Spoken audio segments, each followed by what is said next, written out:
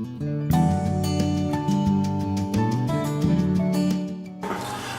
hi, my name is Zayd Al-Ansari. My father's from Iraq and my mother's from England, but actually from Cyprus. I lived in England for about 10 years in the Middle East, Iraq, Jordan and Abu Dhabi, Emirates for about 10 years, and Cyprus in between. And now I'm living in Korea, South Korea, Seoul. First one is bibimbap. I'm using it Middle Eastern, or maybe somebody says it's Persian or Indian. It's pilaf rice with cashews and sultanas, with meat which is marinated in yogurt, and presenting it as bibimbap style. This rice, I've washed it, left it in the water, cold water for about 20 minutes, and then drained it and left it on the side. And then I've got here cashews, which I'm going to roast. I've got sultanas, which again I'm going to roast. I've got here onions and garlic, which I'm going to use to fry first, and then fry the rice with it, and then fry everything together and let the rice cook for a while with some water, simmering water. And then we've got the meat, which goes with it. This meat, which is marinated, it's beef. It's marinated with yogurt and lemon and black pepper and a bit of salt. Okay, it's been marinating for about 4 hours now. If you want, you can leave it overnight, but be careful with the amount of lemon, obviously. Okay, I'm melting the butter now to fry the garlic and onion together. Just waiting. I'm doing the pilaf rice here.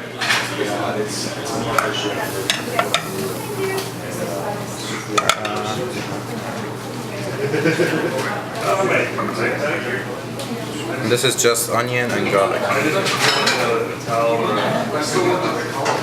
And then I'm just going to wait for it to turn a bit transparent, not golden.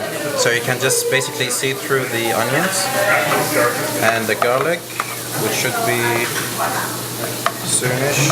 I would prefer to keep moving it so it doesn't burn if the hob is too hot. Golden. Now you can see the onions turning golden. I'll add the spices, which is cardamom, here 6 cardamoms, bay leaf, and a cinnamon stick. Just quickly move around, throw it together.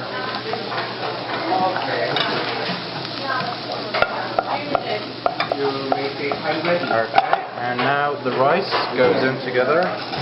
Fry the rice.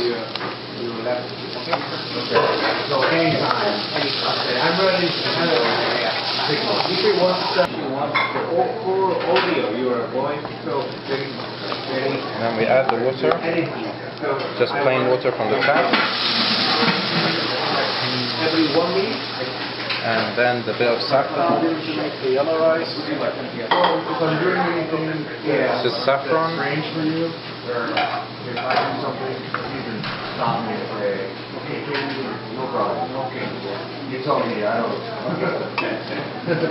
And then just wait for it to bubble we're going to have 2 recipes. as possible, and quickly close the lid. Oops. Alright, yeah. Close the lid and just let it cook until the water evaporates. Right. The second part of the bibimbap is going to be a thick tomato stew. I'm going to use this diced peeled tomatoes, and again with the meat and turmeric and cloves and turmeric and the tomato. Okay, I'm gonna quickly now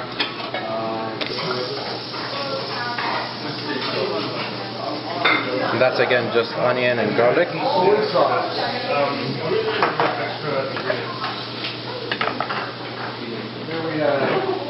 Liquid Just let that fry about 2 minutes, just until it softens. Now I'm going to add about a teaspoon or a tablespoon. You can add a bit more if you want. I'm going to add about a teaspoon of turmeric. Yeah, just pretty much just to coat the onions. See how nice and yellow? Oh, it smells delicious. Oh, yum yum. Okay. and gonna add the cloves.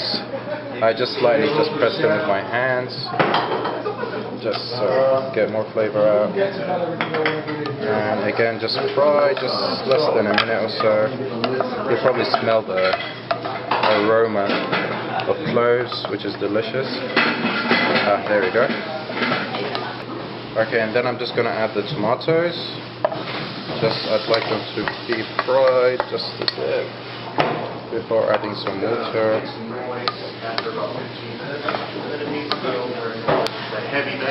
Put some salt, some lemon. 1,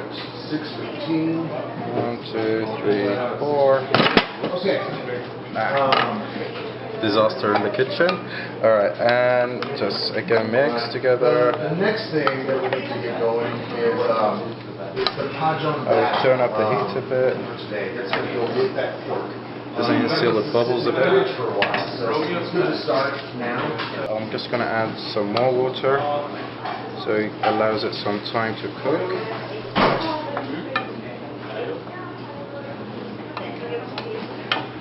Put some black pepper.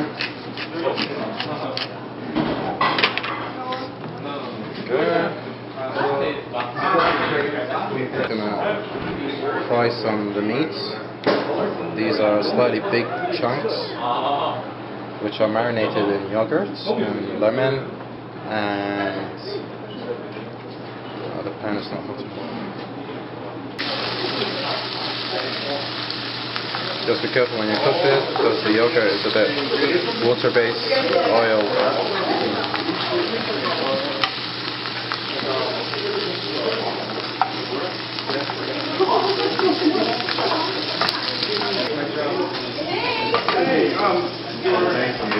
Here I like to add some salt, just to get some caramelization on the meat.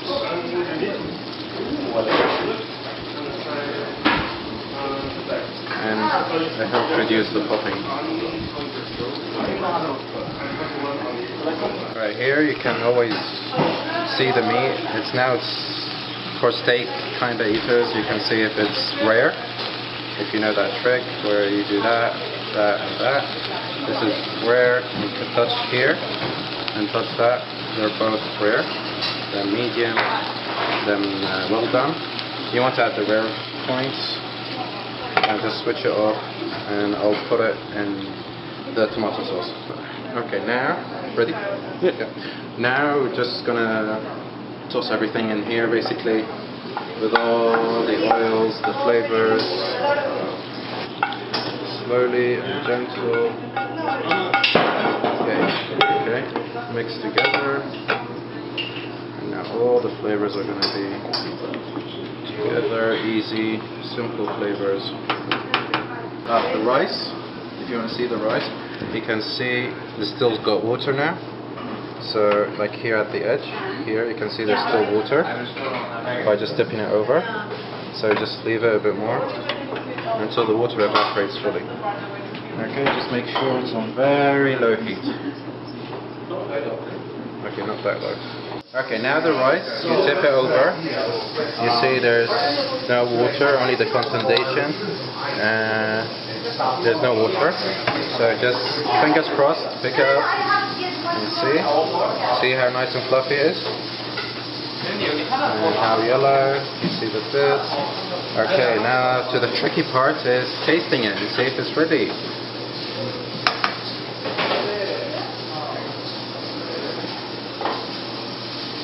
Yeah, now it's good.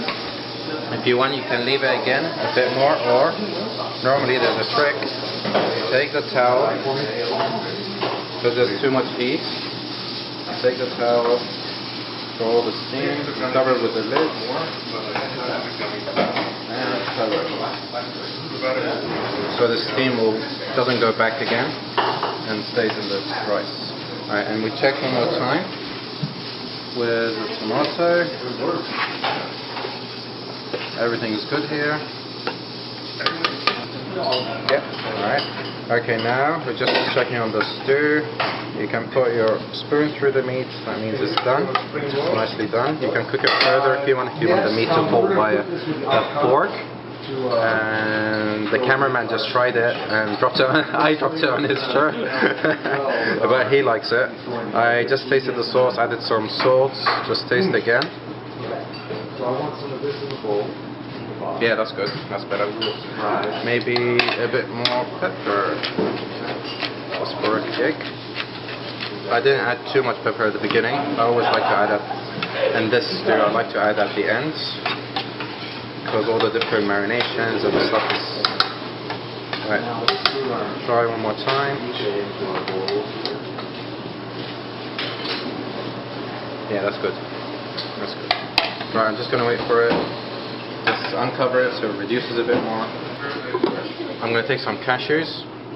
These, just plain cashews, unsalted, not anything, okay? Just I'm going to roast them a bit. Because originally the rice has that in it while it's cooking, but because we're doing the bibimbap, we're trying to mimicking the presentation of the bibimbap. Alright, now you can see there's some color on it. You can toast it a bit more. I like it a bit more. And again, back to the tomato sauce. Just make sure. It wasn't okay for your friend. I think that's the thickness we're looking for. You can drain it a bit more. I've lowered the heat very much. Back from these. Take one. See how it should be slightly squishy, soft, kinda. Okay. Toast them quickly. They should pop up. And caramelize.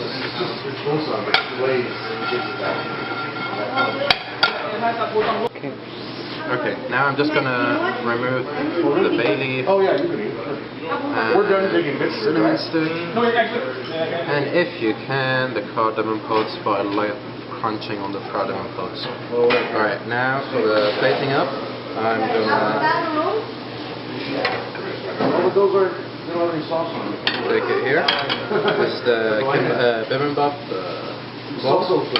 Put some rice.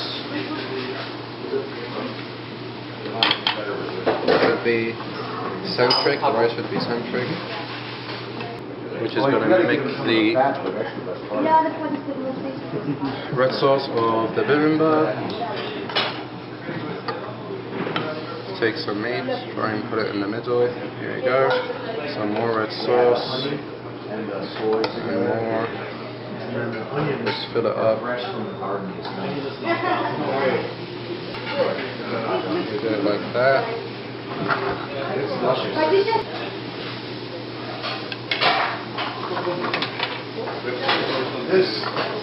In Brazil, they're still kind of scared. Right, now this is bibimbap, Middle Eastern style. You've got pilaf rice, and you've got the tomato stew, and the meat, and you've got the pilaf. For the pilaf, you need normally the cashews and the sultanas in the rice, but we pre-roasted them and put them on top to present it as bibimbap. Alright?